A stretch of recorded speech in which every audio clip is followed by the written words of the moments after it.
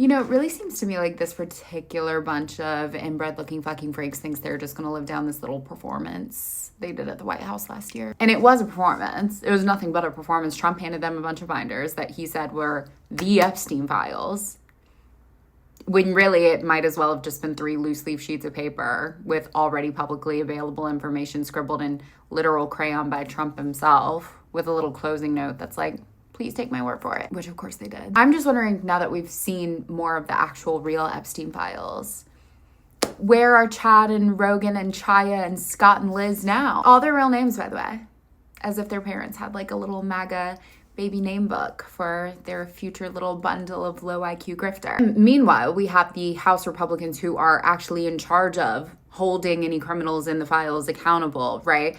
They don't give a fuck about anything if it has to do with one of their friends. Howard Lutnick, who is literally in Trump's cabinet right now, just straight up said that he went to the island right in front of everybody. They don't care. Les Wexner, he is a big billionaire Republican donor. He got deposed because his name was all over the files. Republicans did not even bother to show up to that. But then finally this week, when they had the opportunity to meet with the Clintons about their involvement with Epstein, they made a big fucking show of that, which, to be clear, I'm not on any Democrat side if they're in the fucking files. I think that if you are guilty of doing any of those heinous crimes against Epstein's victims, you should be locked away forever. I don't care. I've been very clear about that. I would just hope that our literal, honest to God elected officials could also have that energy, regardless of what political party they're in and who they need to question. We're talking about the worst, the most heinous, the most vile things a human being can do to another human being. And we're talking about crimes that Republicans swore to everybody that they were going to get to the bottom of so they could throw everybody in jail.